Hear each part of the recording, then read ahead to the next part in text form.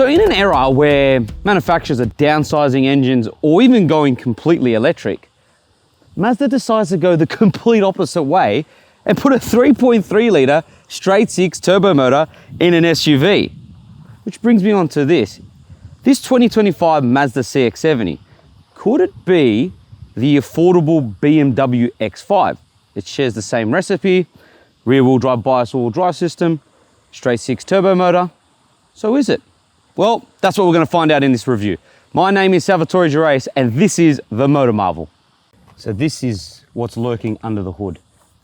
A beautiful inline six motor. Again, in an era where cars are forced to downsize engines or make electric variants, Mazda goes, nah. And, oh, there's a plastic cover. And there's just a bunch of cords and the engine somewhere underneath there. Well, nonetheless, because you know what? It is a beautiful 3.3 litre straight six turbo motor that produces 254 kilowatts and 500 newton meters of torque. It sends all that power through an 8-speed automatic transmission and to an all-wheel drive system that is predominantly rear-wheel drive, which is astonishing. Plus, it has a 48-volt mild hybrid system to be a bit more friendlier to the environment, but also save you on fuel because the fuel consumption on this isn't too bad. I was averaging around about 9 to 10 litres per 100 Ks. Considering this big engine, that is astonishing. Now, with the CX-70 range, you get two engine options, either the petrol or the diesel. The diesel is the same configuration, it just makes less power and a little bit more torque. Before we talk about exterior design of the CX-70, it's worth mentioning that there are only two variants in the CX-70 range. You've got the GT, which this is, or the Azami. And you can make the Azami a bit more premium by adding the SP. But frankly, I think the GT is enough. Priced in at just over $75,000 before on-road costs, you get a lot of car for what you're paying for. I mean, it is big. Like, it's just under 2 meters wide and it's just over 5 meters in length because it is based on the CX-90 without that third row. And because that third row is gone, there is a lot of boot space, which we'll touch base on later on. But what do I think about the design? Well, I honestly think it looks really aggressive. Unlike all the other CX range, it has a wider track, so you've got wider wheel arches. It gives it a really aggressive stance. You've got all this gloss black accents. So you've got the gloss black grille, the door mirrors, the door handles around the window surrounds. Also, you've got the black cladding over the wheel arches and down the side. You've got LED front headlights and rear tail lights. You've got 21-inch gloss black alloy wheels. And just the whole silhouette of the car, the whole design is just really sleek and aggressive. I really do like it. And then you got the gloss black rear wing. And then these, I said, like at the start, LED rear tail lights and no fake exhaust. Thank you, Mazda. So what they've done is they just finished it off with this black cladding and kind of a diffuser effect at the back here, which was a really, really nice touch because frankly, fake exhaust is like putting a sock in your pants. You're not fooling anyone. After all, this is a family SUV. So is it very practical for a family? Well, yes, hell yes. For starters, the back doors open almost to 90 degrees, meaning getting into the rear is very easy. And when you have a baby seat like I do for my daughter, fitting her in and out is so easy and convenient. Plus you have integrated blinds for the baby. And you have, as an adult, plenty of knee room. You can easily fit your feet under the front seat and plenty of headroom. Plus, you've got a sunroof to lighten up the interior. You also got climate control functions down here for your rear passengers, plus heated seats for both outboard seats. You also have top tether points for both outboard seats and ISOFIX anchor points. And it's just generally really, really comfy back here. Then you pull down this middle armrest and you got two cup holders. And to make it even more convenient, and if you want to adjust the seats a bit more, you can recline them and you can also slide them back and forth. Okay, so if you decide to tow with the CX-70, you can by adding an optional tow hook. Now, I wouldn't highly recommend it because its towing capacity isn't the greatest. Braked towing capacity is 2,500 kilos and its unbraked towing capacity is only 750. It's not class leading. Nonetheless, the weight of the car is actually surprising. It's just over 2,100 kilos. You'd expect something of this size to be a lot heavier, and it isn't. And another cool thing is, this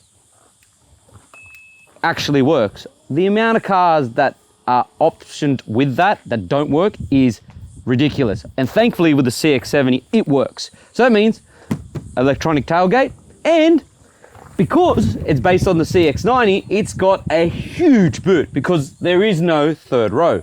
So without that third row, you've got over 580 liters of boot capacity. I mean, it's so large that I can just reach that back seat, which is incredible. So I've had this over 3 weeks now and used it with the family, and I can say I've fit everything on this thing. It's just ridiculous. You've got more storage underneath here, and you've also got a power point, which is cool, a 12-volt socket, and 2 buttons here to lower those back seats to increase the boot capacity if you want to just over 2,000 liters.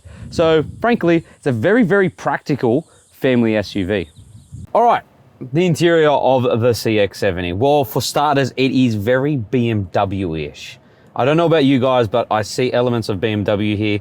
Just the way the dash layout is with the infotainment screen and obviously this center console here with the swivel wheel. But it's not a bad thing because it looks really nice and looks really high end.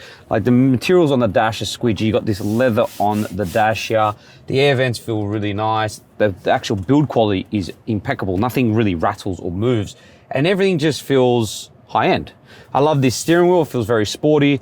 And it's got nice paddles behind the steering wheel. Also, the column is electronically adjustable, as well as your seats. Your seats are electronically adjustable, and there's heaps of adjustment in them. The seats themselves are very comfortable. I just don't know about this stitching on it. This brown stitching, I'm a bit on the fence about. It looks dirty all the time. I don't know why they just wouldn't have gone with like white, but nonetheless, it still looks really nice and works in this design for this cabin. In terms of tech, well, you've got a 12.3 infotainment screen that has Apple CarPlay and Android Auto. The Apple CarPlay sometimes works and sometimes doesn't. Honestly, I've had a couple of difficulties with it. I guess they'll just do a software update to fix it, but it shouldn't be like that. But it is very quick and it responds very nicely when it does work. You also have a 12-speaker Bose sound system, which is insane. You've also got a 12.3-inch driver's display plus a head-up display. And then coming down here, you've got your dual climate controls with heated seats for both outboard seats, a heated steering wheel, and you've also got your drive modes down here. Now with your drive modes, you've got sport, normal, and off-road. I don't know why you'd have off-road. This is definitely not going off-road, and we know that.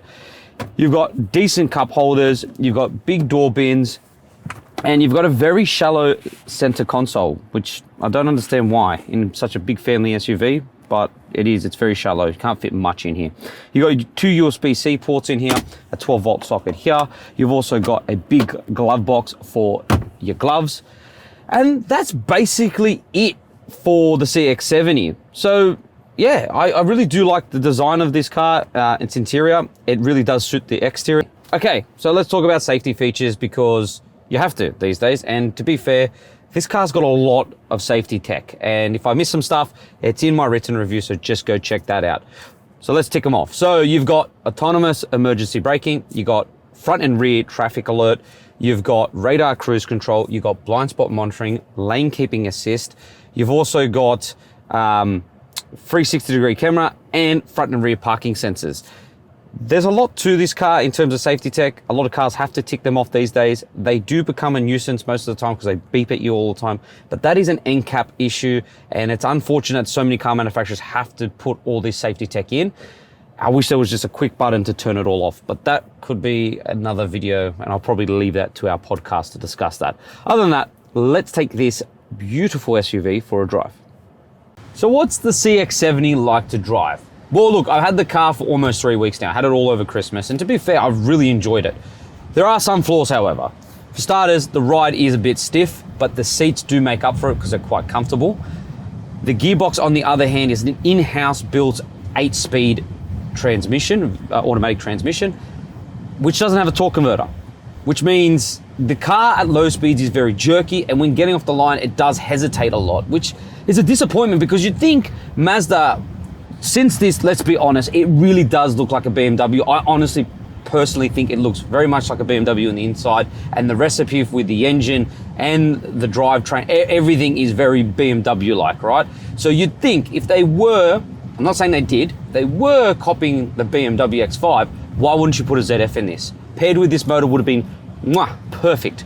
But they decided to put an in-house 8-speed automatic. And it's just not the best. And the braking too. So the braking, you get to a set of lights and you go to brake, you put your foot on the brake, you think, okay, and then you need to slam your foot on the brake because you're going to hit the car in front of you. The brakes, there is a bit of a delay there, and it's a bit sketchy at times. I don't know if it's just this car in general, maybe it's the fluids that need to be changed, but that I've noticed over time is a bit sketchy, and I'm not the biggest fan of. What I do like is the steering. The steering is really nice, it's really well weighted, and when you decide to get a bit excited in the corners, because it's got rear wheel, because most of the power is sent to the rear, because it's a rear wheel drive bias, the car is a bit playful in the corners and feels like a sports SUV.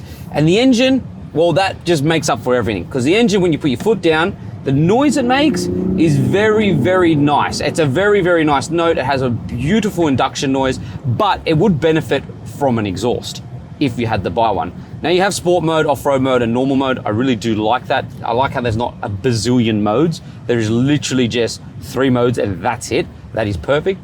Another thing to note is the wireless phone charging.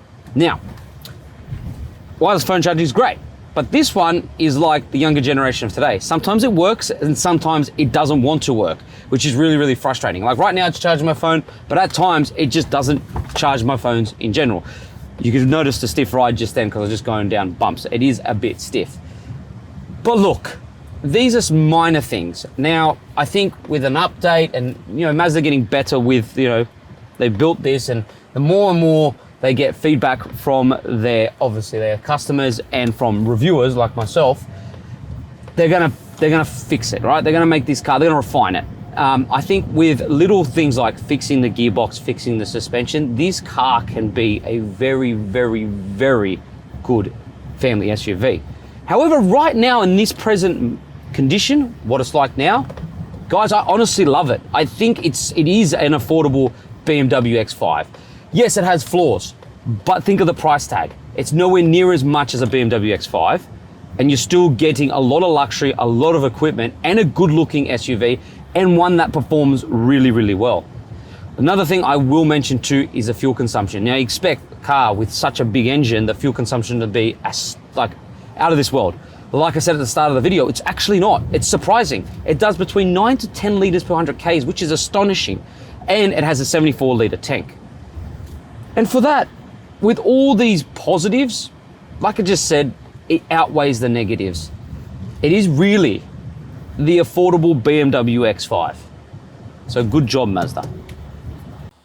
So what's my final verdict on the 2025 Mazda CX-70? Well, at the start of the video, I said, could it be the affordable BMW X5? And you know what? Yes, it is. Look, it does have its flaws, but that is expected. You're not paying near as much as a BMW X5, but you've got to keep this in mind.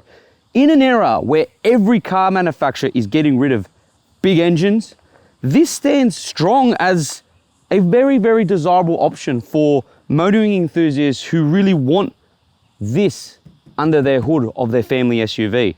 And for that, I think it's actually a very, very fun choice if you're looking for something that ticks a lot of boxes if you're a motoring enthusiast. So go get yourself a Mazda CX-70.